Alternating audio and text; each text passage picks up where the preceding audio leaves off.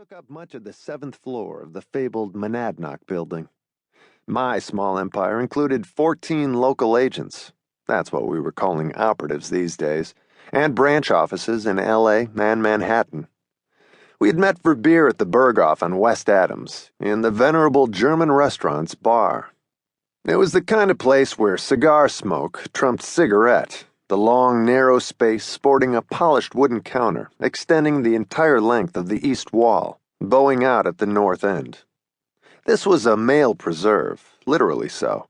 Like Spanky and Alfalfa's clubhouse, no girls were allowed, other than the 2 female minstrels that were part of an ancient hand-carved clock behind the bar amid old-world murals. Mid-Friday afternoon, the bar busy, but not crazy, we managed to negotiate a quiet corner toward the end of the counter. We had the Berghoff's own Dortmunder-style beer, from one of its 12 taps. No other options, except for the private stock single-barrel Kentucky bourbon on the back shelf. Beer would do fine. "Nate," Tom Ellison said, "you're a stand-up guy, meeting me at such short notice." Tom was easily 10 years my junior, a Korean War veteran who had once been an athlete and still had the broad-shouldered 6-foot frame to prove it.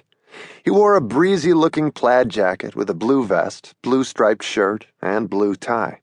In case you're wondering, I was in a dark blue Botany 500 suit with a blue-patterned tie.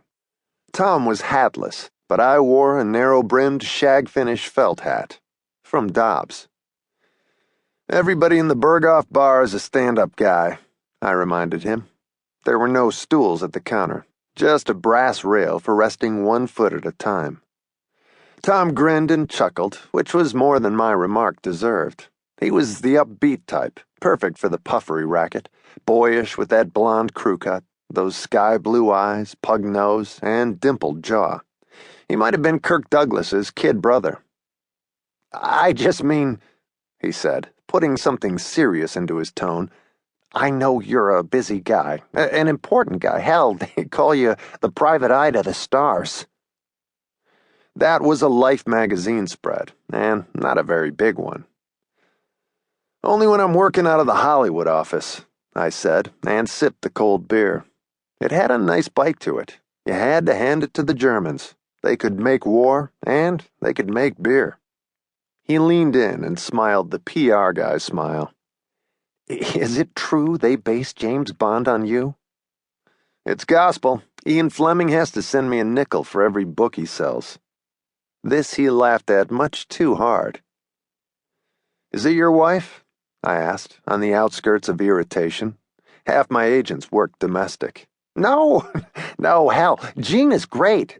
Jean is wonderful." "You don't have to sell me on it." "Nothing to do with Jean. It's probably nothing at all." Now I was approaching the city limits. "Tom, we're not standing in the dark drinking beer in the middle of the afternoon because we're alcoholics. At least I'm not. You didn't want to meet at my office. Why?" My bluntness made him wince. "Well, I didn't want to make this official. I wanted it more social, more like a favor. Although I'll pay you. I don't expect you to listen to my stupid situation for free." Not his wife. Business, then. "I'll listen for free," I said, and had another sip of the nicely sharp brew. "But when you did PR work for me, I paid for it. If I have to step up to the plate for you, you'll pay for it. Fair enough?" Perfectly fair." He glanced around. No one was close by, and there were enough other mid-afternoon patrons in the Berghoff bar, lost in their conversations, plus the restaurant bleed-in of bustling waiters with the clink and clank of dishes, to give us privacy in this public place. "You know, Nate, a guy in the press agent game can come in contact with a lot of colorful types." That I got. I pressed my nose to make it go sideways, the universal symbol for mob types. He nodded, lifted his blonde, almost invisible eyebrows. "Right. I guess I'd put Harry Gordon in that camp, though I didn't know it at first. I met Harry in London, at the Savoy of all places. Met at high tea, would you believe it?" I said nothing, hoping to encourage